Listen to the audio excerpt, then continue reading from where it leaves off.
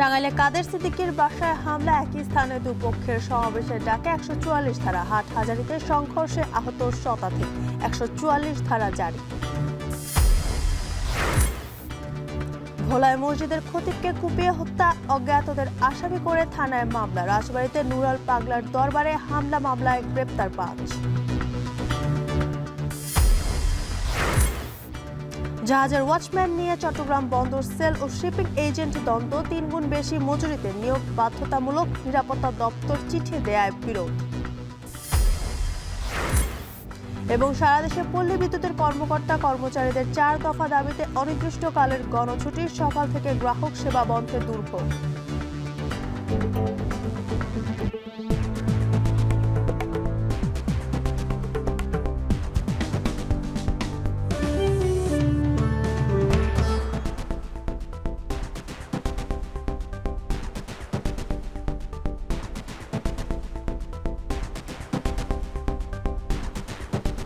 স্বাগত।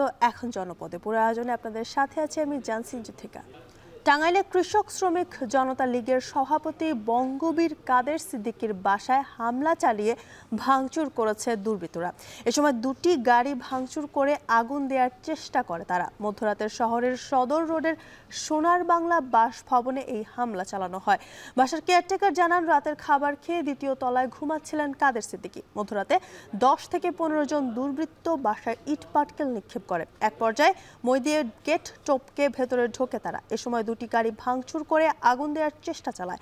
এক পর্যায়ে আশপাশের লোকজন এগিয়ে গেলে পালিয়ে যায় দুর্বৃত্তরা। এদিকে বাসাইলে কাদেরিয়া বাহিনী ও ছাত্র সমাবেশের ব্যানারে একই স্থানে সমাবেশকে কেন্দ্র করে 144 ধারা জারি করেছে প্রশাসন। ভোর 6টা থেকে সন্ধ্যা 6:30 পর্যন্ত এই আদেশ বলবৎ থাকবে।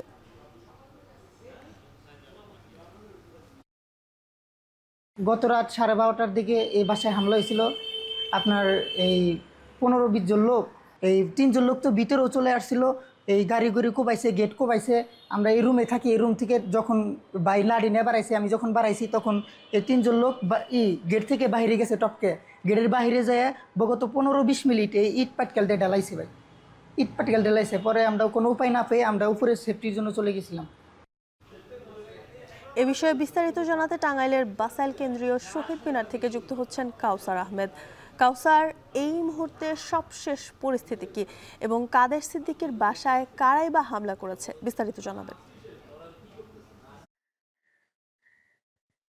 যুথিকা, এখানে সকাল 6টা থেকে শুরু হয়ে সন্ধ্যা 6:30 পর্যন্ত যে 144 ধারা বলবৎ রয়েছে, আমরা লক্ষ্য করেছি যে এই 44 ধারা ভঙ্গ করে যাতে কেউ কোনো সভা সমাবেশ করতে না পারে, সেই জন্য এখানে পুলিশ বাহিনীর সদস্য যারা রয়েছেন তারা গুরুত্বপূর্ণ পয়েন্টে এবং এই শহীদ মিনার এলাকায় তারা দায়িত্ব পালন করছেন। আর এছাড়াও এই এই এখানে আমরা সকাল থেকে লক্ষ্য করেছি যে সেনাবাহিনীর সদস্য যারা রয়েছেন তারাও দফায় দফায় টহল করছেন। আর এছাড়াও বিভিন্ন গোয়েন্দা ইউনিটের সদস্য যারা রয়েছেন তারাও দায়িত্ব পালন করছেন। এই যে 144 ধারা জারি যে হয়েছে, এখানে আজকে মুক্তিযোদ্ধা যারা ছিল, বিশেষ করে কাদেরিয়া বাহিনীর সদস্য যারা, তারা এখানে মুক্তিযোদ্ধাদের সমাবেশ করতে চেয়েছিল। সেজন্য গেল 1 সেপ্টেম্বর তারা উপজেলা নির্বাহীর কাছে একটা অনুমতি চেয়ে আবেদনপত্র দাখিল করেছিল। পরবর্তীতে 5 সেপ্টেম্বর এখানে জুলাই যোদ্ধা রনি নামের এক যুবক, সে এখানে এই ফ্যাসিস্ট বিরোধী তারা আন্দোলনের যে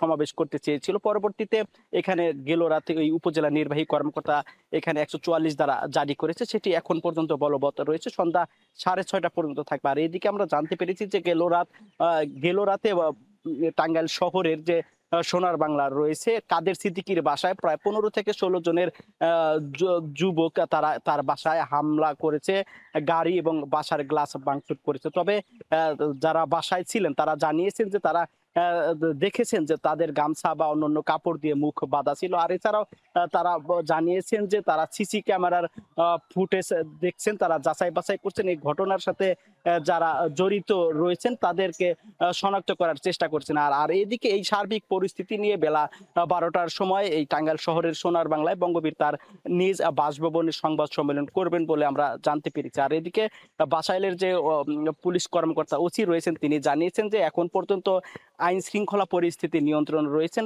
তিনি জানিয়েছেন যেখানে বাসাইল থানা পুলিশের পাশাপাশি জেলা পুলিশের একাধিক টিম এখানে দায়িত্ব পালন করছে। আর এদিকে বাসাইল উপজেলা নির্বাহী কর্মকর্তা বলেছেন যে তারাও এই সার্বিক পরিস্থিতি নজরদারিতে রেখেছেন। যে কোনো ধরনের অপ্রীতিকর ঘটনা এড়াতে তারা সর্বোচ্চ চেষ্টা করে যাচ্ছেন। আর এদিকে টাঙ্গাইল সদর থানার যে ওসি রয়েছেন তানভীর আহমেদ, তিনি জানিয়েছেন যে কাদের সিদ্দিকীর বাসায় যারা হামলা করেছেন তাদের শনাক্ত করার চেষ্টা করে যাচ্ছেন। তো জুথিকা, এই ছিল আমার কাছে টাঙ্গাইলের বাসাইল 144 ধারা ও বঙ্গবীর কাদের সিদ্দিকীর বাসায় হামলা ঘটনার সবশেষ তথ্য। টাঙ্গাইলের বাসাইল কেন্দ্রীয় শহীদ মিনার থেকে যুক্ত ছিলেন সহকর্মী কাউসার আহমেদ, জানাচ্ছিলেন সেখানকার সবশেষ তথ্য। চট্টগ্রামের হাটহাজারীতে দুপক্ষের ভাঙচুর ও দুপক্ষের ধাওয়া পাল্টা ধাওয়ার শতাধিক আহত হয়েছে। এই ঘটনায় বিকেল ৩টা পর্যন্ত 144 ধারা জারি করেছে স্থানীয় প্রশাসন। এই ঘটনায় শনিবার রাতেই অভিযুক্তকে আটক করেছে পুলিশ। উত্তপ্ত পরিস্থিতি সামাল দিতে ঘটনাস্থলে মোতায়েন করা হয়েছে সেনাবাহিনী। বিস্তারিত হোসাইন জিয়াদের প্রতিবেদন।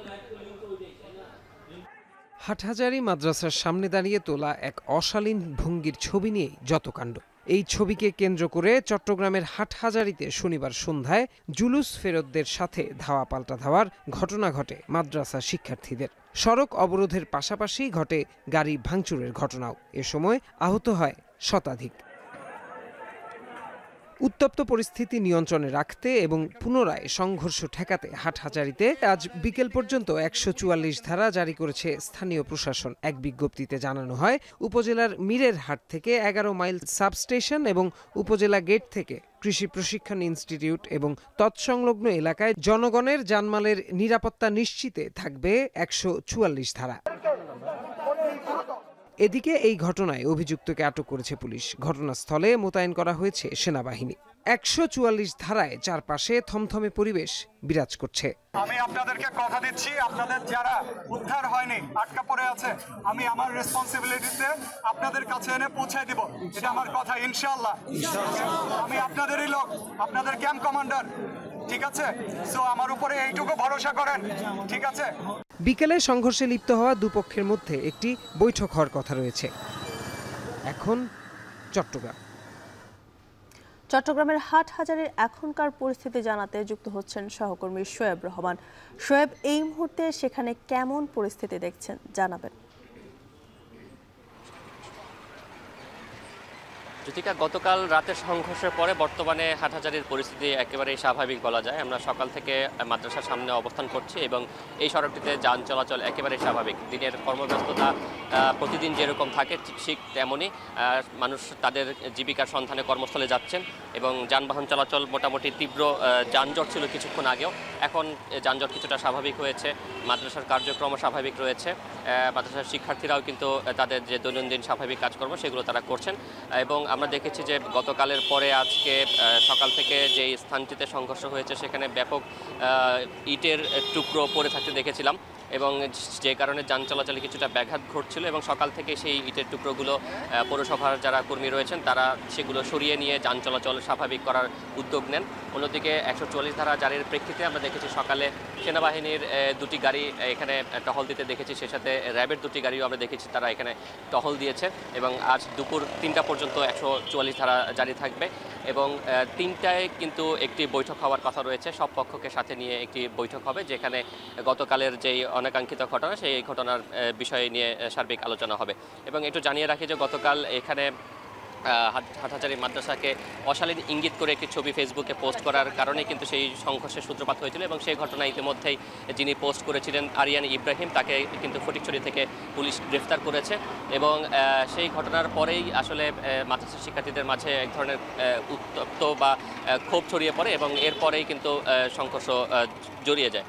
এবং অন্যদিকে যারা জশ্নে জুলুসে অংশগ্রহণ করেছিলেন তারা যেটি দাবি করছেন যে মাদ্রাসা থেকে তাদের দিকে গরম পানি ছুঁড়ে মারা হয় এবং সেইটার প্রতিবাদেই পরবর্তীতে তারা ক্ষুব্ধ প্রতিক্রিয়া ব্যক্ত করেন এবং দুই পক্ষের এই দুই দাবির প্রেক্ষিতে আসলে সংঘর্ষের সূত্রপাত। এবং আজ বিকেল 3টায় যে বৈঠক রয়েছে সেটি উপজেলা প্রশাসনের সঙ্গে বা উপজেলা প্রশাসনের মধ্যস্থতায় উদ্যোগে এই বৈঠকটি অনুষ্ঠিত হবে এবং সেখানে দুই পক্ষের সাথে কথা বলে প্রকৃত কারণ অনুসন্ধান এবং পরবর্তী কী করণীয়, সেক্ষেত্রে 144 ধারা কি আরও সময় বৃদ্ধি করা হবে কিনা সেই বিষয়গুলো কিন্তু আসলে পরবর্তীতে সিদ্ধান্ত নেওয়া হবে।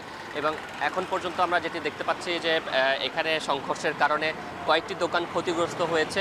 তবে এখন সকালের পর থেকে দোকানপাট, ব্যবসা বাণিজ্য প্রতিষ্ঠান যেগুলো রয়েছে সেগুলো পূর্বের নিয়মেই কিন্তু সকাল সকাল তারা খুলেছেন, বেচাকেনা চলছে, যানবাহনও চলছে, মাদ্রাসা কার্যক্রমও চলছে। অর্থাৎ বর্তমান পরিস্থিতি একেবারে স্বাভাবিক বলা যায়। জ্যোতিকা। চট্টগ্রামের হাটহাজারীর সবশেষ তথ্য জানাতে যুক্ত ছিলেন সহকর্মী শোয়েব রহমান। ভোলায় চরনোয়াবাদ এলাকায় ইমাম হত্যার ঘটনায় অজ্ঞাতদের আসামি করে মামলা হয়েছে। স্থানীয়রা জানান, শনিবার রাতে পশ্চিম চরনাবাদ জামে মসজিদ থেকে এশার নামাজ শেষ করে ইসলামী ঐক্য আন্দোলনের জেলা সেক্রেটারি ও সদর উপজেলা জামে মসজিদের খতিব আমিনুল হক তার বাড়িতে যান। এর কিছু সময় পরেই বিদ্যুৎ চলে যায়। এ সময় দুর্বৃত্তরা ঘরে ঢুকে তার উপর হামলা চালায়। ধারালো অস্ত্র দিয়ে আঘাত করে গুরুতর জখম করা হয় তাকে। চিৎকার শুনে স্থানীয়রা উদ্ধার করে জেলার সদর হাসপাতালে নিয়ে গেলে চিকিৎসক আমিনুল হককে মৃত ঘোষণা করেন।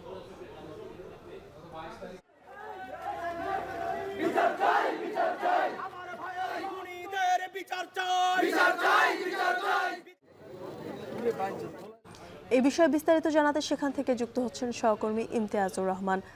ইমতিয়াজ, প্রত্যক্ষদর্শীরা কি বলছেন এবং কাউকে কি এখনো পর্যন্ত চিহ্নিত করা গেছে কিনা জানাবেন।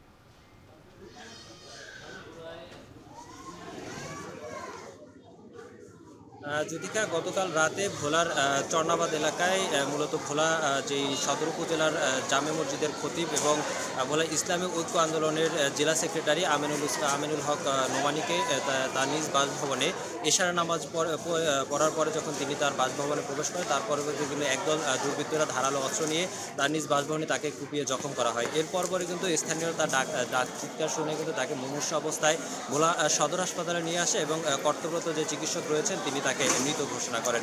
কে বা কারা কিভাবে তাকে হত্যা করেছে এখন পর্যন্ত কোনো সুরাহা কিন্তু প্রশাসন সহ স্থানীয়রা কেউই কোনো তথ্য আমাদেরকে জানাতে পারেনি। তবে আমরা স্থানীয়দের মাধ্যমে জানতে পেরেছি গতকাল তার এই আমিনুল হক নোমানি তার বাসা একেবারে ফাঁকা ছিল এবং তার যে পরিবারের সদস্য ছিল তারা তজুমুদ্দিন উপজেলায় তার আত্মীয়র বাড়িতে বেড়াতে যায়। এর সুযোগে কিন্তু কিছু দুষ্কৃতিকারী তার বাড়িতে প্রবেশ করে তাকে নৃশংসভাবে হত্যা করে। এই একজন মসজিদের খতিবকে যখন নৃশংসভাবে হত্যা করা হয়, এরপরে কিন্তু গতকাল রাতেই কিন্তু একরকম ধর্মপ্রাণ মুসল্লিরা এবং আলেম ওলামারা কিন্তু এখন বিক্ষোভে ফেটে ওঠে এবং সারা রাতভর কিন্তু তারা ভোলা শহরের বিভিন্ন প্রান্তে বিক্ষোভ করে এবং আইন শৃঙ্খলা বাহিনীর উপরে 24 ঘন্টার আলটিমেটাম তারা দেয়। 24 ঘন্টার ভিতরে কোনো সুরাহা না হলে তার পরবর্তী তারা পদক্ষেপ গ্রহণ করবে না। আর মামলার বিষয়ে যদি বলতে চাই, নিহত স্বজনরা বাদী হয়ে কিন্তু মামলার প্রস্তুতি চলছে বলেও কিন্তু আমরা জানতে পেরেছি। কিছুক্ষণ আগে ভোলা সদর হাসপাতালের মর্গ থেকে যেই আমিনুল হক নোমানির মরদেহ কিন্তু তার নিজ বাসভবনে নিয়ে যাওয়া হয়েছে এবং দুপুর 2টা নাগাদ ভোলা সরকারি স্কুল জামে মাঠে কিন্তু তার জানাজা নামাজ সম্পন্ন হবে বলে কিন্তু আমরা জানতে পেরেছি। এবং আমি যেই ইসলামী ঐক্য আন্দোলনের যে নেতাকর্মী রয়েছে তাদের সাথে কথা বলেছেন, তারা জানিয়েছেন যে বেলা 11:30 নাগাদ তাদের একটি বৈঠক রয়েছে। বৈঠকের পরপরই তাদের যে পরবর্তী আন্দোলন বা সংগ্রামের যেই এই নৃশংস হত্যাকাণ্ডের বিচারের দাবিতে তারা পদক্ষেপ গ্রহণ করবে কিন্তু আমরা জানতে পেরেছি। আর ভোলার যেই সদর থানার ওসি রয়েছে তিনি জানিয়েছেন যে মামলার তদন্ত চলছে বলে তিনি জানিয়েছেন। এই ছিল আমার কাছে ভোলার সদর হাসপাতালের সর্বতথ্য। ভোলার চরনোয়াবাদ এলাকা থেকে যুক্ত ছিলেন সহকর্মী ইমতিয়াজুর রহমান, জানাচ্ছিলেন সেখানকার সবশেষ তথ্য। রাজবাড়ীর গোয়ালন্দে নুরুল হক ওরফে নুরাল পাগলার মাজারে হামলার ঘটনায় 5 জনকে গ্রেপ্তার করেছে পুলিশ। গেল 23 আগস্ট গোয়ালন্দ পৌরসভার 5 নম্বর ওয়ার্ডের নুরাল পাগলার মৃত্যুর পর তাকে কবর দেওয়া হয় মাটি থেকে 12 ফুট উঁচুতে।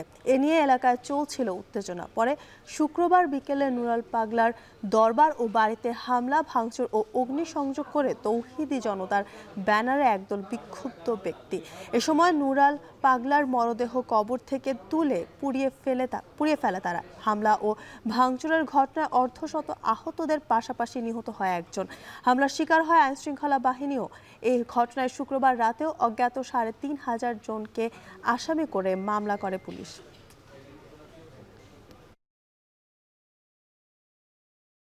চুরি ডাকাতি রোধে চট্টগ্রাম বন্দরের জলসীমায় আসা সব জাহাজে ওয়াচম্যান নিয়োগ বাধ্যতামূলক করা নিয়ে বন্দর কর্তৃপক্ষের সাথে বিরোধে জড়িয়েছেন শিপিং এজেন্টরা। বন্দরের সেল থেকে ওয়াচম্যান না নিলে কোনো জাহাজকে এনওসি বা অনাপত্তি পত্র দেওয়া হবে না বলে চিঠি দেয় নিরাপত্তা দপ্তর। এতে ক্ষুব্ধ শিপিং এজেন্টরা এ নিয়ে কার্যকর সমাধান না হলে আইনগত পদক্ষেপ নেওয়ার কথা ভাবছে সংগঠনটি। বিস্তারিত জানাচ্ছেন হাজেরা শিউলি। জেটি ও বহির্নোঙরে জাহাজের চুরি ডাকাতি ও জলদস্যুতা ঠেকাতে দীর্ঘদিন ধরে বন্দর কর্তৃপক্ষ তাদের সেল থেকে নিবন্ধিত ওয়াচম্যান নিয়োগ দিতে শিপিং এজেন্টদের চিঠি দিয়ে আসছিল। যদিও জেটিতে এই নির্দেশনা কার্যকর হলেও বহির্নোঙরে সীমিত সংখ্যক জাহাজ ওয়াচম্যান নিয়োগ দেয়। খরচ বেশি হওয়ায় বন্দরের সেল থেকে ওয়াচম্যান দেয় না শিপিং এজেন্টরা। সম্প্রতি এক চিঠিতে বন্দরের ওয়াচম্যান সেলের নিবন্ধিত ওয়াচম্যান ও প্রত্যয়নপত্র না দিলে কোনো জাহাজ বন্দর ত্যাগের অনাপত্তিপত্র পাবে না বলে জানানো হয়। সেই সঙ্গে ওয়াচম্যানদের ন্যূনতম মজুরি দৈনিক 1000 ও খাবার ভাতা 300 টাকা নির্ধারণ করা হয়।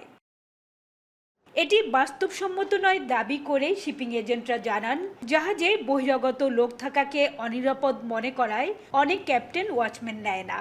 এছাড়া আইএমও এর বিধান অনুযায়ী সিকিউরিটি লেভেল 1 মানের বন্দরে ওয়াচম্যান নিয়োগ বাধ্যতামূলক নয় বলেও দাবি তাদের। শিপিং এজেন্টদের অভিযোগ, বন্দরের নিবন্ধিত ওয়াচম্যানরা কোনো নিরাপত্তা সংস্থার নয়, বেসরকারি প্রতিষ্ঠানের, অথচ তাদের বেতন 3 গুণ বেশি। এক্ষেত্রে বন্দরের নিবন্ধিত ওয়াচম্যান নিতে বুকিং সেল থেকে বাধ্যতামূলক প্রত্যয়নপত্র নেয়া তাদের জিম্মি করার শামিল। এতে বহির্বিশ্বে চট্টগ্রাম বন্দরের ভাবমূর্তি ক্ষুণ্ণ হবে এবং শিপিং কোম্পানিগুলো চট্টগ্রাম বন্দর ব্যবহারে নিরুৎসাহিত হবে বলে মনে করেন তারা। চট্টগ্রাম আউটার অ্যাঙ্কারেজে যে জাহাজগুলা আগমন হয় সেই জাহাজগুলোতে ওয়াচম্যান, আমাদের নিজস্ব ওয়াচম্যান এবং বন্দরের যে ওয়াচম্যান, এটার ব্যবধান হচ্ছে প্রথমত খরচ অনেক বেশি, দ্বিতীয়ত তাদের সমস্ত আসা যাওয়া যাতায়াত খরচ এবং তাদের জন্য খাওয়া দাওয়ার অ্যারেঞ্জমেন্ট করা, তাদের জন্য টেন্টিংয়ের ব্যবস্থা করা, সব কিছু আমাদেরকেই করতে হবে। আলটিমেটলি এটা আমার ইমেজ ফ্যাক্টর। সো এটাকে এভাবে কঠিনভাবে, কারণ শিপিং এজেন্টকে ধরা, শিপিং এজেন্টকে দায়িত্বের মধ্যে আনা, এটা তো আমরা তো লাইসেন্সারি, পোর্টের সাথে আমরা এনলিস্টেড, কাস্টমারের সাথে এনলিস্টেড, এইভাবে জিম্মি করা তো আমাদেরকে দরকার নাই। এদিকে বহির্নোঙরের জাহাজে ওয়াচম্যান সরবরাহকারী সংগঠন বলছে, আদালতের রায় উপেক্ষা করে পেশাদারদের বাদ দিয়ে চট্টগ্রাম বন্দর বাইরের লোকদের ওয়াচম্যান সেলে নিবন্ধন করেছে, যা অবৈধ। মালিকের সাথে সমঝোতা করে বেতন দিতে হবে। আর এখন যেটা করতেছে ওরা ব্যবসার জন্য করতেছে। ওরা প্রথমত এটাকে বৈধ করতে হলে আমাদেরকে নিয়োগ দিতে হবে। সুপ্রিম কোর্টের রায় আছে, আমি কন্ট্রোম ফাইলও রেডি করছি সুপ্রিম কোর্ট থেকে। এক্ষেত্রে ওয়াচম্যান নিয়োগ বাধ্যতামূলক করলে সেটি গেজেট হিসেবে প্রকাশ এবং বন্দরের ট্যারিফ কাঠামোয় অন্তর্ভুক্তের দাবি শিপিং এজেন্ট অ্যাসোসিয়েশনের। এ বিষয়ে সুষ্ঠু সমাধান না হলে আইনগত পদক্ষেপ নেওয়ার কথাও বলেন তারা। আমাদের কথা যে স্বচ্ছতা দরকার, এটাকে যদি আজকে আপনার ট্যারিফের মধ্যে ইনক্লুড করে, সরকার যদি মনে করে যে নতুন, যেমন আমাদের আনসার, বিডিআর, এরকম যদি কোনো একটা জাহাজের পাহারা দেওয়ার জন্য যদি কোনো সংস্থা করে এটাকে দিলে, তাহলে আমাদের গ্রহণযোগ্যতা বাড়বে। তবে একটা জিনিস মনে রাখতে হবে, আপনার কস্টকে ইনভলভ করা মানে আলটিমেট আমাদের প্রোডাক্টের উপর পড়বে, আমাদের দেশের উপর। এদিকে চট্টগ্রাম বন্দর কর্তৃপক্ষ বলছে, আইএসপিএস কোড বা কমপ্লায়েন্স বাস্তবায়নে চুরি ডাকাতি রোধে নৌবাণিজ্য অধিদপ্তরের নির্দেশনা অনুসারে জাহাজে প্রশিক্ষিত ওয়াচম্যান নিয়োগ বাধ্যতামূলক করা হয়েছে। আর ন্যায্যতার ভিত্তিতে ওয়াচম্যানদের ন্যূনতম মজুরি নির্ধারণ করা হয়েছে। এটা বাংলাদেশের সমস্ত সমুদ্র বন্দরের জন্য যে ওয়াচম্যান আছে তাদের জন্য একটা ন্যূনতম বেতন তারা নির্ধারণ করে দিয়েছেন, যেটা অন্যান্য সমুদ্র বন্দরগুলোর জন্য কার্যকরী। ওয়াচম্যান রাখার বিষয়টা, এইটা আইএসপিএস কোড অনুযায়ী আমাদের নিরাপত্তার বিষয়টা আমাদের জন্য চট্টগ্রাম বন্দরকে নিশ্চিত করতে হবে এবং সেক্ষেত্রে ডিজি শিপিংয়ের যে ন্যূনতম ওয়েজটা দেওয়া হয়েছে সেইটা অনুযায়ী যদি সবাই করে তাহলে চট্টগ্রাম বন্দর নিরাপদ থাকবে। চট্টগ্রাম বন্দর নিরাপদ থাকলে আমাদের যারা ব্যবসায়ী আছেন তাদের জন্যই এটা নিরাপত্তা বাড়াবে। এক একটি জাহাজে গড়ে 4 থেকে 6 জন ওয়াচম্যান লাগে। চট্টগ্রাম বন্দরের ওয়াচম্যান সেলে প্রায় 650 ও মেরিন কন্ট্রাক্টর পাহারাদার কল্যাণ সমিতির অধীনে প্রায় 600 ওয়াচম্যান কাজ করে। হাজেরা শিউলি, এখন, চট্টগ্রাম। পল্লী বিদ্যুতের সংস্কার, চাকরি বৈষম্য দূরীকরণ ও হয়রানিমূলক পদক্ষেপ বন্ধের 4 দফা দাবিতে অনির্দিষ্টকালের জন্য গণছুটিতে যাওয়ার ঘোষণা দিয়েছে সারা দেশের পল্লী বিদ্যুৎ সমিতির কর্মকর্তা কর্মচারীরা। এ বিষয়ে বিস্তারিত জানাতে কুমিল্লা থেকে যুক্ত হচ্ছেন খালেদ সাইফুল্লাহ এবং সাতক্ষীরা থেকে যুক্ত হচ্ছেন আহসান রাজীব। শুরুতে খালেদ, আপনার কাছে জানতে চাই, পল্লী বিদ্যুৎ সমিতির কর্মকর্তা কর্মচারীরা যে এই গণছুটির ঘোষণা দিয়েছেন, এই ঘোষণায় গ্রাহক সেবায় কোনো ভোগান্তি আছে কিনা? যথিকা, কর্মসূচি তো আজ থেকে শুরু হচ্ছে, এখনই গ্রাহক ভোগান্তির বিষয় আসলে বলা যাচ্ছে না, কারণ তারা যে কর্মসূচি নিয়েছেন যে গণছুটির পল্লী বিদ্যুতের যে সংস্কার, অনিয়ম এবং দুর্নীতিগ্রস্ত কর্মকর্তাদের বদলি এবং শাস্তিমূলক ব্যবস্থা এবং যে 4 দফা দাবি তারা দিয়েছেন, সে কারণে কিন্তু তারা আজকে গণছুটির যে কর্মসূচি দিয়েছেন। ইতিমধ্যে তারা আবেদন করেছেন ছুটির জন্য এবং প্রত্যেকেই কিন্তু আবেদনপত্র এখানে জমা দিয়েছেন। এবং কুমিল্লায় এরকম 4টি সমিতি রয়েছে যেখানে প্রায় প্রতিটিতে 600 জন করে কর্মকর্তা কর্মচারী কাজ করছেন, যারা আসলে এই আজকের এই কর্মসূচিতে একাত্মতা ঘোষণা করে এখানে কিছুক্ষণের মধ্যে সমাবেশ করবেন বলে আমাদেরকে জানিয়েছেন। তো এখানে কুমিল্লায় প্রায় 10 থেকে 12 লাখ গ্রাহক রয়েছে বলে আমাদেরকে তারা জানিয়েছেন, এবং যার কারণে যে প্রভাবটি পড়তে পারে যে নিরবিচ্ছিন্ন বিদ্যুতের সেবা বিঘ্নিত হতে পারে, এবং সেটি যেন বিদ্যুতের সেবা বিঘ্নিত না হয় তার জন্য কয়েকজন কর্মকর্তা এখানে থাকবেন, এটাও আমাদেরকে বলছেন। পল্লী বিদ্যুতের কর্মকর্তা কর্মচারীরা বলছেন যে দীর্ঘদিন ধরে তারা আসলে নানা রকম বঞ্চনার শিকার, বৈষম্যের শিকার। বিদ্যুতায়ন বোর্ড থেকে তাদেরকে তাদের সাথে যে বৈষম্যমূলক আচরণ করা হচ্ছে, তারা সেগুলোর সংস্কার চাচ্ছেন, এবং এখানে দীর্ঘদিন ধরে তারা যে আন্দোলনের সাথে সম্পৃক্ত, তাদের বিভাগীয় বিষয়গুলো নিয়ে যারা কথা বলেছেন তাদেরকে বরখাস্ত করা হয়েছে এবং বিভিন্ন শাস্তিমূলক ব্যবস্থা নেওয়া হয়েছে। তাদেরকে সেই শাস্তি প্রত্যাহার করার জন্য এবং এখানে যে কর্মপরিবেশ তৈরি করার জন্য তারা সরকারের প্রতি আহ্বান জানিয়েছেন। এবং তারা বলছেন অনেকেই চুক্তিভিত্তিক প্রায় 20-30 বছর কাজ করছেন, যেগুলো চুক্তিভিত্তিক থাকার পরও তাদেরকে চাকরি নিয়মিতকরণ করা হচ্ছে না, এবং নানা রকম তারা বৈষম্যের শিকার হচ্ছেন। সেগুলো গ্রাহকদের সেবা তারা নিশ্চিত করছেন, কিন্তু তারা সরকারের মহার্ঘ ভাতা সহ নানা সুযোগ সুবিধা থেকে বঞ্চিত হচ্ছেন। তো সেই কারণেই তারা আসলে বলছেন যে এই 4 দফা দাবি মেনে নিয়ে এই যে সরকারের বিদ্যুৎ বিতরণের সাথে সম্পৃক্ত প্রান্তিক মানুষগুলো যারা কাজ করছেন, meter reader, Messenger, line crew সহ যারা কাজ করছেন, তাদের প্রত্যেকের ব্যাপারে সরকার সুবিবেচনা করবেন, এবং তারা যে 4 দফা দাবি নিয়ে মাঠে কাজ করছেন, তারা আসলে গ্রাহকদের ভোগান্তি দিতে চান না, সরকার দাবি মেনে নেবে, এটাই তারা প্রত্যাশা করছেন। অনেক সাতক্ষীরায় এ বিষয়ে আরও জানাতে রয়েছেন আমাদের আরেকজন সহকর্মী রাজীব। কর্মকর্তা কর্মচারীদের অবস্থানের সবশেষ খবর কি জানাবেন?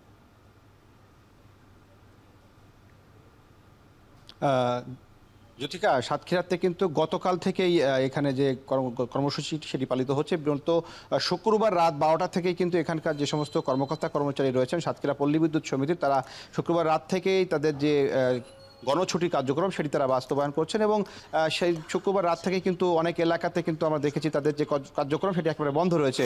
বিশেষ করে এখানে যে অভিযোগ কেন্দ্র রয়েছে সাতক্ষীরা পাটকেলঘাটা পল্লী বিদ্যুৎ সমিতির যে অভিযোগ কেন্দ্র, সেই অভিযোগ কেন্দ্র আমরা সকাল থেকে দেখেছি অনেক গ্রাহকরা কিন্তু তাদের নানা ধরনের ভোগান্তি নিয়ে তারা এখানে আসছেন, তারপরেও কিন্তু তারা এখানে কোনো ধরনের সেবা পাচ্ছেন না। বিশেষ করে লাইনম্যান সহ এখানকার যারা মিটার রিডার এবং বিল কালেক্টর বা বিল পরিবেশনকারী যারা রয়েছেন, তারা কিন্তু কোনো ধরনের কাজ করছেন না, যার ফলে একদিকে যেমন বিলের কাগজপত্র নিয়ে ভোগান্তি হচ্ছে, তেমনি যে সমস্ত গ্রাহকরা এখানে সেবা নিতে আসছেন তারা কিন্তু কোনো ধরনের সেবা পাচ্ছে না। অনেকের বিদ্যুৎ বিচ্ছিন্ন হয়ে গেছে, লাইন সমস্যার সম্মুখীন হয়েছেন, তারা কিন্তু এখানে আসছেন, কিন্তু আমরা দেখেছি এখানে কোনো ধরনের কর্মী না থাকায় কিন্তু তাদের যে কার্যক্রম সেটি কিন্তু তারা করতে পারছেন না। এখানে পল্লী বিদ্যুৎ সমিতির কার্যালয় থেকে আমাদেরকে জানানো হয়েছে এখানে সাতক্ষীরা পল্লী বিদ্যুৎ সমিতিতে মোট 684 জন কর্মী রয়েছে, তার মধ্যে 683 জন কর্মী তারা কিন্তু ছুটির দরখাস্ত দিয়েছেন এবং একজন কর্মী এখানে অফিস করছেন। এছাড়া এখানে মোট যারা ঠিকাদার রয়েছেন, ঠিকাদারদের প্রতিনিধিদের দিয়ে তারা কোনো রকম কার্যক্রম চালিয়ে নিচ্ছেন, যাতে জরুরি সেবা কোনো ধরনের বিদ্যুৎ যাতে বন্ধ না হয় সেই চেষ্টাটি তারা করছেন।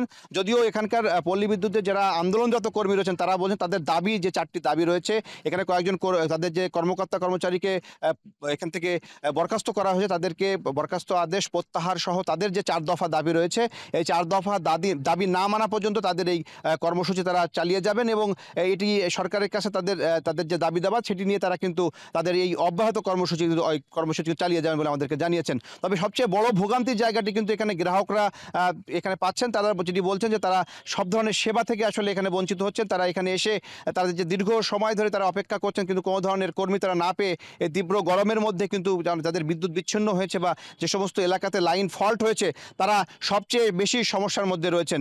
কিন্তু এখানকার বিদ্যুৎ বিভাগের যারা এখানকার কর্মকর্তা, শীর্ষ কর্মকর্তা যারা রয়েছেন এই অফিসের, তারা কিন্তু আমরা একাধিকবার তাদের সাথে যোগাযোগ করার চেষ্টা করেছি মোবাইল ফোনে, তারা কিন্তু কেউ ফোন রিসিভ করছেন না। এবং শুধুমাত্র এখানে অভিযোগ কেন্দ্র যেটি রয়েছে, আমরা পেছনে দেখতে পাচ্ছেন অভিযোগ কেন্দ্রে আমরা এসে দেখেছি যে এখানে একজন কর্মী শুধুমাত্র অফিস করছেন, বাকি কোনো কর্মকর্তা কর্মচারী কিন্তু এখানে কোনো ধরনের সেবা দিচ্ছে না। তো সব মিলিয়ে সাতক্ষীরা পল্লী বিদ্যুৎ সমিতির কার্যালয় থেকে এই ছিল আমার কাছে সবশেষ তথ্য। জ্যোতিকা।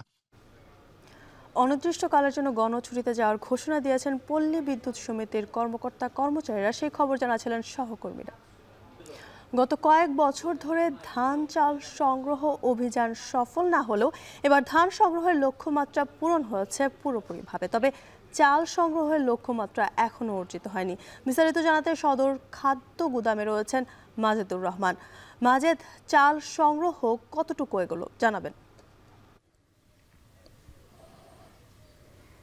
হ্যাঁ জ্যোতিকা, আপনি জানেন যে বড় মৌসুমে ধান চাল সংগ্রহ অভিযান শেষ হয়েছে সেপ্টেম্বরের 15 তারিখে আর শুরু হয়েছিল জুলাইয়ের 24 তারিখে, এবং তখন থেকে ধান এবং চাল সংগ্রহ অভিযান কিন্তু শুরু হয়েছে। আর ধান সংগ্রহ এবারে যে সরকারের যে নির্ধারিত দাম সেটি হলো 36 টাকা কেজি দরে ধান সংগ্রহ করবে এবং 49 টাকা কেজি দরে চাল সংগ্রহ করবে। সেই লক্ষ্যে কিন্তু বগুড়াতে 12,669 মেট্রিক টন ধান সংগ্রহের কথা রয়েছিল এবং তা কিন্তু পূরণ হয়েছে। আর চাল সংগ্রহের কথা ছিল 80,250 মেট্রিক টন, সেখানে 76,000 মেট্রিক টন চাল সংগ্রহ হয়েছে। এইভাবে কিন্তু ধান চাল সংগ্রহ অভিযান শেষ হয়েছে বড় মৌসুমে। তবে এইবারে যে মিল মালিক তারা যেটি বলছেন যে ধানের দাম এবং চালের দাম বেশি হওয়ার কারণেই কিন্তু এখানে সংগ্রহ অভিযানটা ধানের হলেও কিন্তু চালের সংগ্রহ অভিযানটা হয়নি, সামান্য কিছু কম রয়েছে। এখানে 95 ভাগ চাল সংগ্রহ অভিযান কিন্তু শেষ হয়েছে এবং এই যে চালগুলো আপনার দেখা যাচ্ছে বর্তমান যে খাদ্য গুদাম এরকম কয়েকটি বা 6টি যে শেড রয়েছে, সম্পূর্ণ শেডে কিন্তু ধান চাল সম্পূর্ণভাবে মজুদ রয়েছে। আর ধান যে সংগ্রহ করা হয় সেই ধানটি কিন্তু আবার মিলারের দ্বারা কিন্তু সেই ধানটি চাল করে কিন্তু আবার আনা হয়। এইভাবে কিন্তু কৃষকদের যেন ন্যায্য মূল্য ধানের পায় সেই জন্যই কিন্তু ধানটা সংগ্রহ করা হয়। সেক্ষেত্রে কিন্তু এবারে কৃষক ন্যায্য মূল্য তারা পেয়েছেন এবং ঠিক যথাযথভাবে কিন্তু তারা ধানের মূল্যটা পেয়েছেন। তবে চাল সংগ্রহের ক্ষেত্রে কিন্তু মিলাররা যেটি বলছেন সেটি হলো এখানে যে চাল সংগ্রহ করতে গিয়ে তাদের প্রত্যেক কেজিতে প্রায় 4 থেকে 5 টাকা কিন্তু ভর্তুকি দিতে হয়েছে, কারণ তাদের লোকসান হয়েছে। এই লোকসানের কারণে তারা যে ছোট ছোট যে মিল মালিকরা হয়েছেন তারা সবসময় অভিযোগ করেন যে এরকম যদি লোকসান প্রতি বছরই দিতে হয় তারা কিন্তু একসময় দেখা যাবে যে ছোট মিলগুলো একসময় হারিয়ে যাবে, তখন কর্পোরেট হাউজের কাছে সম্পূর্ণ ধান চালের যে স্টক সেটি কিন্তু তাদের কাছে চলে যাবে এবং বাজার কিন্তু অস্থিতিশীল হয়ে পড়তে পারে। সেক্ষেত্রে যেন ছোট মিল মালিকগুলো কিন্তু যেন তারা ধান এবং চাল উৎপাদন বজায় রাখতে পারে, সেক্ষেত্রে কিন্তু সরকারকে পদক্ষেপ নেওয়া দরকার এবং তাদের যেন মিলগুলো যেন চালু রাখতে পারে সেক্ষেত্রে কিন্তু দামটা নির্ধারণ করা দরকার। যদি তা না হয় তাহলে কর্পোরেট হাউসগুলোর কাছে যদি ধান চালের সম্পূর্ণ মজুদি চলে যায় তাহলে কিন্তু মানুষের যে ক্রয় ক্ষমতা সেই ক্রয় ক্ষমতা আস্তে আস্তে শেষ হয়ে যাবে, মানুষ বিপাকে পড়বে। তো এইভাবে কিন্তু প্রতি বছর সরকার যেমন ন্যায্য মূল্য নিশ্চিতের জন্য ধান চাল সংগ্রহ করে সেই ক্ষেত্রে কিন্তু আর এখানে যে কৃষকরা যে ন্যায্য মূল্য পায় সেটা অনেকটা নিশ্চিত হয়। অনেক ক্ষেত্রে কিন্তু মিল মালিকরা প্রতারিত হয় এবং ক্ষতিগ্রস্ত হয়। সেক্ষেত্রে কিন্তু সরকারকে যে পদক্ষেপ সে পদক্ষেপ নেওয়ার জন্য আহ্বান জানিয়েছে এখানকার মিল মালিক কর্তৃপক্ষ। তো এই ছিল জ্যোতিকা আমার কাছে ধান চাল সংগ্রহের বগুড়া থেকে সর্বশেষ। নরসিংদী জেলা পরিষদের অধীনে 11 কোটি টাকার 307টি প্রকল্পের কোনো খোঁজ নেই। 2 অর্থ বছর আগে খাতা কলমে প্রকল্পগুলোর অনুমোদন হলেও বাস্তবে চিত্র ভিন্ন। কোটি কোটি টাকার এই প্রকল্পগুলো যাদের জন্য তাদের অনেকেই জানেন না এ সম্পর্কে। প্রকল্পের প্রায় 11 কোটি টাকা কোথায়, থলের বেড়াল কারা? কাউসার আহমেদ ছবিতে, রাকিবুল ইসলামের অনুসন্ধান। 2023-24 অর্থ বছরে নরসিংদী জেলা পরিষদের অধীনে রায়পুরা উপজেলার রামনগর উচ্চ বিদ্যালয়ের বাউন্ডারি দেয়াল নির্মাণের জন্য বরাদ্দ দেওয়া হয় 5 লাখ টাকা। তবে টাকা বরাদ্দ হলেও দেখা যায়নি দৃশ্যমান অগ্রগতি। প্রকল্প বাস্তবায়ন না হওয়ায় বহিরাগত ও বখাটেদের প্রবেশও ঠেকাতে পারছে না স্কুল কর্তৃপক্ষ। ব্যাঘাত ঘটছে পাঠদানে। আবেদন করার পরে আমাদের যে মুক্তিযোদ্ধা কমান্ডার আছে এখানে একজন, উনিও আমাদের ম্যানেজিং কমিটির সদস্য ছিল। উনি আমাকে মৌখিকভাবে জানাইছে যে আপনার যে আবেদনটা করছিলেন 5 লাখ টাকা বরাদ্দ হয়েছে। আমরা শুনলাম যে এখানে একটা বরাদ্দ হয়েছে 5 লাখ টাকার মতো, তখন আমরা বেশ আশ্বস্ত ছিলাম যে হবে এবং আমরা সেটা পাবো। 2 বছরের মতো, 1.5-2 বছর। তো অদ্যাবধি এই বাউন্ডারিটা না পেয়ে আমরা আসলে হতাশা। রায়পুরার মরজাল এলাকার লাকি ফাউন্ডেশনের এই বাউন্ডারি দেয়াল নির্মাণের টেন্ডার পাস হয় 2024 সালের জানুয়ারিতে, যার মূল্য ধরা হয় 5 লাখ টাকা। কিন্তু বাস্তবে তার দেখা মেলেনি। নামমাত্র একটি ছোট দেয়াল দেখা গেলেও সেটি কোন খাতে নির্মাণ হয়েছে জানেন না স্থানীয়রা। এদিকে রায়পুরার আদিয়াবাদ এলাকার একটি সামাজিক কবরস্থানের চিত্রও একই। 3 লাখ টাকা বরাদ্দ হলেও সেখানেও নেই চোখে পড়ার মতো কর্মতৎপরতা। কেউ জানেনই না লাখ টাকার এই প্রকল্প সম্পর্কে। একই অবস্থা নরসিংদীর মনোহরদী সহ জেলার 6 উপজেলার 307টি ছোট বড় প্রকল্পের। এলাকাবাসীর অনেকেই জানেন না এই প্রকল্প সম্পর্কে। বাউন্ডারি আর কবরস্থানের বাউন্ডারি কাজ তো হয়েছে না। হালা জামে মসজিদে একটা রোড হওয়ার কথা ছিল 10 লাখ টাকা ফান্ডে, কিন্তু আমরা আজ পর্যন্ত এটা পাই নাই। আওয়ামী লীগ নেতা ও জেলা পরিষদের তৎকালীন চেয়ারম্যান মনিরের হস্তক্ষেপে এসব প্রকল্পে হেরফের হয়েছে বলে ধারণা স্থানীয়দের। গণ অভ্যুত্থানের পর এখনও পলাতক মনির হোসাইন। জেলা পরিষদ বলছে ইতিমধ্যে 307টির মধ্যে 122টি প্রকল্প বাদ করা হয়েছে। বাকি 185টি প্রকল্প রয়েছে কাজের অপেক্ষায়। এডিপির যেটা আমার 3.5 কোটি টাকার 103টা প্রকল্প নেওয়া ছিল, 3.5 কোটি টাকার 103টা প্রকল্পের মধ্যে 1,67,00,000 টাকার 46টা প্রকল্প যৌক্তিকতা না থাকে বাতিল করা হয়েছে। বাতিল করে নতুন প্রকল্পের জন্য মন্ত্রণালয়ে চিঠি দেওয়া হয়েছে। অনুমোদন আসলে ইনশাল্লাহ কাজ শুরু করব। প্রকল্পগুলোর মোট ব্যয় ধরা হয় 11,29,00,000 টাকা। এর মধ্যে বাতিল হওয়া প্রকল্পগুলোর অর্থ পুনরায় চলতি বছরে কাজের উপযোগী করা হবে বলে দাবি জেলা পরিষদের। রাকিবুল ইসলাম, এখন নরসিংদী। মেহেরপুরে 250 শয্যা বিশিষ্ট জেনারেল হাসপাতালে চিকিৎসক ও জনবল সংকটে ব্যাহত হচ্ছে স্বাস্থ্যসেবা। 76 কোটি টাকা ব্যয়ে নির্মিত 8 তলা ভবন এখনও চালু হয়নি। পুরাতন ভবনের মেঝেতেই রোগীদের নিতে হচ্ছে চিকিৎসা সেবা। এছাড়া দালাল চক্রের দৌরাত্মে প্রতিনিয়ত সেবা বঞ্চিত হচ্ছেন এলাকাবাসী। মুজাহিদ আল মুন্নার প্রতিবেদনে দেখুন বিস্তারিত। কাগজে কলমে 250 শয্যা থাকলেও জনবল ও সুযোগ সুবিধা আছে মাত্র 100 শয্যার। নতুন 8 তলা ভবন 2 বার উদ্বোধন হলেও এখনো পর্যন্ত চালু করতে পারেনি হাসপাতাল কর্তৃপক্ষ। একই অবস্থা 4 কোটি টাকা ব্যয়ে নির্মিত সার্ভিস ভবনেরও। এদিকে হাসপাতালের 10 শয্যা বিশিষ্ট হাই ডিপেন্ডেন্সি ইউনিটের যন্ত্রপাতি বিকল হয়ে পড়ে আছে 6 মাস ধরে। রোগীরা পাচ্ছেন না পর্যাপ্ত চিকিৎসা। 3টি অ্যাম্বুলেন্সের মধ্যে সচল আছে মাত্র 1টি। অপর্যাপ্ত চিকিৎসক, যন্ত্রপাতির অভাব আর দালাল চক্রের কারণে প্রতিনিয়ত ভোগান্তিতে পড়ছেন রোগীরা।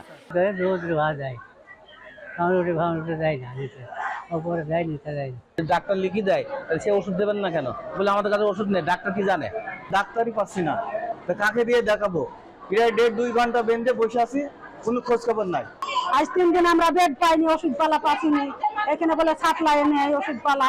কাল থেকে আইছি, খাবার দিইনি, আমাদের সামলাইতে দিচ্ছে, আমরা বেড নেই তো ওদের নেবো কেন? সরকারি আসুক তো আমি আজ সরকারের সাথে যোগাযোগ করব। 250 শয্যার হাসপাতালে প্রতিদিন ভর্তি থাকে 500 থেকে 600 রোগী। বহির্বিভাগ ও জরুরি বিভাগ মিলিয়ে প্রতিদিন 1000-এরও বেশি মানুষ চিকিৎসা নেন। পরিষ্কার পরিচ্ছন্নতার দায়িত্বে থাকা 16 জন কর্মীর জায়গায় কাজ করছেন মাত্র 4 জন। এ কারণে অস্বাস্থ্যকর পরিবেশেই সেবা নিতে হচ্ছে রোগীদের। বেড অনুযায়ী রোগীর সংখ্যা অনেক বেশি, আর এর কারণে আমাদের কাজের হিমশিম হচ্ছে। আমরা সব টাইমলি ওষুধ দিতে পারছি না, কিন্তু তারপর আমরা সার্বক্ষণিক চেষ্টা করছি সেবা দেওয়ার জন্য। এখানে ডাক্তার সংকট আছে, এমনি জনবল সংকট, কিন্তু তারপর আমাদের করে যেতে হচ্ছে, কিছু করার নাই। রোগী আসছে, আমাদের সেবা দিতে হচ্ছে। হাসপাতালে ঔষধ, খাবার ও নার্স পর্যাপ্ত থাকলেও চিকিৎসক ও অন্যান্য জনবলে রয়েছে সংকট। ৪২ জন চিকিৎসকের বিপরীতে কর্মরত রয়েছেন মাত্র ২১ জন। মেডিসিন, শিশু, গাইনি, কার্ডিওলজিস্ট, চক্ষু, অ্যানেস্থেসিয়া, সার্জারি ও প্যাথোলজি বিভাগে বিশেষজ্ঞ পদও রয়েছে শূন্য।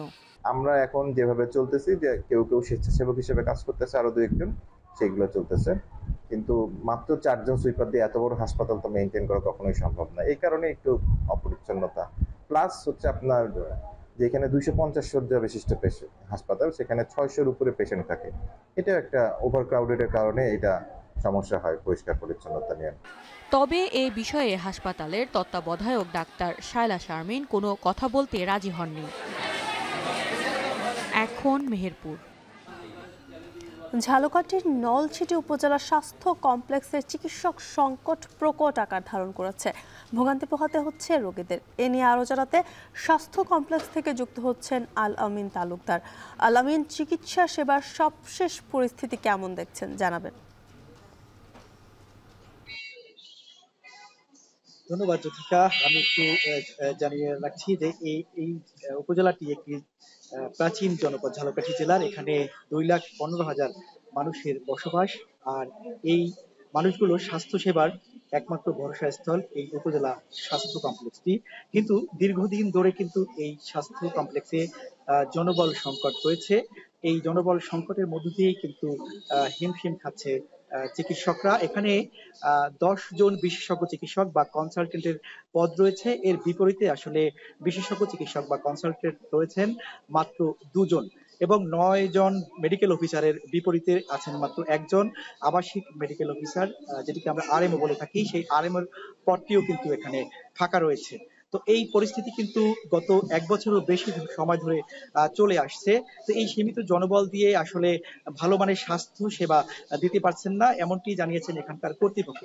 পাশাপাশি এই স্বাস্থ্য কমপ্লেক্সের কথা যদি বলি, এখানে প্রতিদিন গড়ে বহির্বিভাগ বা আউটডোরের কথা যদি বলি, সেখানে প্রায় 300 লোকের চিকিৎসা সেবা নেন। এর পাশাপাশি জরুরি বিভাগেও কিন্তু শতাধিক লোক চিকিৎসা নেন। সব মিলিয়ে 3 থেকে 400 মানুষ প্রতিদিন এই স্বাস্থ্য কমপ্লেক্সে চিকিৎসা নিতে আসেন। সেখানে মাত্র 4 জন ডাক্তার, এর মধ্যে 1 জন কিন্তু রয়েছেন প্রশাসনিক কর্মকর্তা বা উপজেলা স্বাস্থ্য কর্মকর্তা। এর বাইরে 3 জন চিকিৎসক এখানে চিকিৎসা দিচ্ছেন। তারা এই জনবল সংকটের কথা জানিয়ে ঊর্ধ্বতন কর্তৃপক্ষকে বারবার পত্র প্রেরণ করলেও কিন্তু এখানে কোনো স্বাস্থ্য জনবল এখানে নিয়োগ দিচ্ছেন না। স্থানীয়রা বলছেন যে পর্যাপ্ত চিকিৎসক এবং সহায়ক জনবল যদি এখানে নিয়োগ দেওয়া না হয়, তাহলে নলছিটি উপজেলা স্বাস্থ্য কমপ্লেক্সটির সেবার মান আরো ভেঙে পড়বে। তো ঝালকাঠি থেকে আমার কাছে এই ছিল স্বাস্থ্য সেবার সংকট নিয়ে সবশেষ। জ্যোতিকা। ব্রাহ্মণবাড়িয়া 3 আসনের অন্তর্গত 2টি ইউনিয়নকে ব্রাহ্মণবাড়িয়া 2 আসনে অন্তর্ভুক্ত করার প্রতিবাদে ঢাকা সিলেট মহাসড়ক অবরোধ করেছেন বিক্ষুব্ধ জনতা। এতে যান চলাচল বন্ধ হয়ে তীব্র যানজট তৈরি হয়েছে।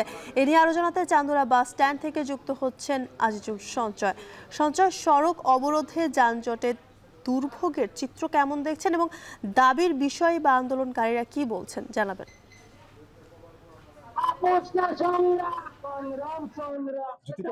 নির্বাচনী আসন সীমানা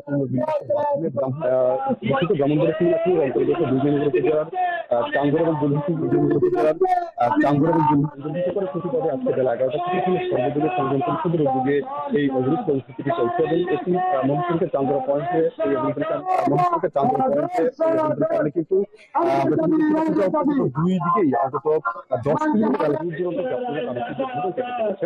আমরা এই আন্দোলনকারী যারা নেতৃত্ব দিচ্ছেন, বিশেষ করে সর্বদলীয় সংগ্রাম পরিষদের যিনি আহ্বায়ক আছেন ইমাম হোসেন, তার সঙ্গে আমি কথা বলেছিলাম। তিনি যেটি বলছেন যে এই যে নির্বাচন কমিশনের সিদ্ধান্ত যেটি হয়েছে যে ব্রাহ্মণবাড়িয়ার 3 আসনের অন্তর্গত 2 করে 2টি ইউনিয়নকে দ্বন্দ্ব দিয়ে অন্তর্ভুক্ত করার ফলে এখানকার বাসিন্দারা প্রশাসনিক এবং অর্থনৈতিকভাবে কিন্তু মানসিকভাবে ক্ষতিগ্রস্ত হবে, যার ফলে আসলে তারা কিন্তু দীর্ঘদিন ধরেই অর্থাৎ এই আন্দোলনে তারা প্রধান অর্থাৎ তার আগে থেকেই কিন্তু নির্বাচন কমিশন প্রথম দিকে যখন এই 3টি বিজয়নগর ফরেস্টের বিভিন্ন চান্দুরা 3টি ইউনিয়নকে দ্বন্দ্ব দিয়ে আসলে অন্তর্ভুক্ত করে তখন থেকে তারা আসলে আন্দোলন চালাচ্ছিলেন। সর্বশেষ চূড়ান্ত গেজেটে কিন্তু ফরেস্টকে অর্থাৎ বাকি যে 2টি ইউনিয়ন অর্থাৎ চান্দুরা এবং বুধুর এই 2টি ইউনিয়নকে দমন করে দিয়েছেন অন্তর্ভুক্ত করা হয়েছে এবং তার এবং তার প্রতিবাদে তারা আজকে এখানে বিক্ষোভ কর্মসূচি হিসেবে তারা এই মহাসড়ক অবরোধ করেছেন এবং এর ফলে মহাসড়কের দুই পাশে তীব্র যানজট তৈরি হয়েছে এবং বলছেন তারা এই অবরোধ কর্মসূচির পাশাপাশি এই আইনি লড়াই যেটি হচ্ছে সেটাও কিন্তু তারা চালিয়ে যাবে। আমার কাছে এই ছিল ব্রাহ্মণবাড়িয়ার বিজয়নগরের চাঁদের ভাস্করের কাছ থেকে যে মহাসড়কের দুই পাশে যে অবরোধ সৃষ্টি করা হয়েছে সে সংক্রান্ত খবর। প্রতিবাদে ঢাকা সিলেট মহাসড়ক অবরোধ করেছেন বিক্ষুব্ধ জনতা, সে খবর জানাচ্ছিলেন সহকর্মী আজিজুল সঞ্চয়। নেত্রকোনার সরকারি দপ্তরগুলো থেকে জনগণের পরিষেবা নিশ্চিত ও গ্রাহকের ভোগান্তি কমাতে দুর্নীতি দমন কমিশনের গণশুনানি অনুষ্ঠিত হচ্ছে। এ বিষয়ে বিস্তারিত জানাতে নেত্রকোনার জেলা পরিষদ অডিটোরিয়াম থেকে যুক্ত হচ্ছেন রিফাত আহমেদ রাসেল। রাসেল, দুদকের গণশুনানিতে কি ধরনের বিষয় উঠে আসছে?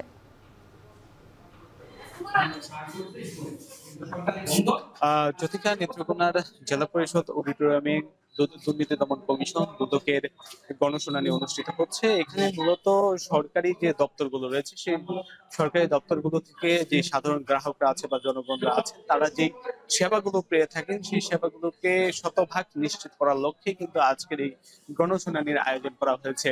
আমি যদি বলে রাখি, এর আগে গত 24 আগস্ট থেকে কিন্তু 4 সেপ্টেম্বর পর্যন্ত নেত্রকোনার জেলা প্রশাসকের কার্যালয় থেকে শুরু করে বেশ কিছু দপ্তরে কিন্তু দুদকের পক্ষ থেকে বিভিন্ন বুথ তৈরি করা হয়েছে। সেই বুথে কিন্তু জনগণরা তাদের অভিযোগগুলো ওইখানে দাখিল করেন। এই দাখিলকৃত অভিযোগের প্রেক্ষিতে প্রায় শতাধিক অভিযোগ কিন্তু এখানে দাখিল হয়। সেই দাখিলকৃত অভিযোগের থেকে যাচাই বাছাই করে আজকে সেই এই অডিটোরিয়ামে কিন্তু আজকে গণশুনানি অনুষ্ঠিত হচ্ছে। মোটে প্রায় শতাধিক গণশুনানি কিন্তু এখানে অনুষ্ঠিত হচ্ছে। আজকের গণশুনানিতে দুর্নীতি দমন কমিশন দুদকের যে কমিশনার রয়েছে তদন্ত মোহাম্মদ আলী আকবর আজিজি, তিনি কিন্তু উপস্থিত রয়েছেন। এছাড়াও জেলা প্রশাসক এবং অন্যান্য কর্মকর্তারাও কিন্তু উপস্থিত রয়েছেন। কিছুক্ষণ আগেই একটি অভিযোগের শুনানি অনুষ্ঠিত হলো, যেটি নেত্রকোনার মদন উপজেলার পাসপোর্ট নিয়ে একটি ভুল তথ্য থাকার ফলে সেখানে কিন্তু যারা উপস্থিত ছিলেন তারা কিন্তু সরাসরি পাসপোর্টটিকে নতুন করে দেওয়ার কিন্তু নির্দেশ দিয়েছেন। এভাবেই কিন্তু যে অভিযোগগুলো আসলে প্রমাণিত হচ্ছে সেই অভিযোগগুলো যেন পুনরাবৃত্তি না হয় সেই ভাবে কিন্তু কর্মকর্তাদের কিন্তু বলা হচ্ছে এবং গ্রাহকদের ক্ষেত্রেও কিন্তু যেন সতর্ক থাকে এবং সর্বোচ্চ যে সেবাটা রয়েছে সেই সেবাটা যেন নিশ্চিত হয় সেই লক্ষ্যে কিন্তু আজকের এই গণশুনানির আয়োজন। তো এই ছিল আমার কাছে নেত্রকোনা থেকে গণশুনানির সর্বশেষ। জ্যোতিকা। নেত্রকোনার জেলা পরিষদ অডিটোরিয়াম থেকে যুক্ত ছিলেন রিফাত আহমেদ রাসেল। এই ছিল এখন জনপদে। এখন টেলিভিশন ওয়েবসাইটে দেখতে ভিজিট করুন www.ekhon.tv। এছাড়া ফেসবুকে দেখতে ভিজিট করুন facebook.com/tv.ekhon এবং ইউটিউবে দেখতে ভিজিট করুন youtube.com/c/ekhon tv।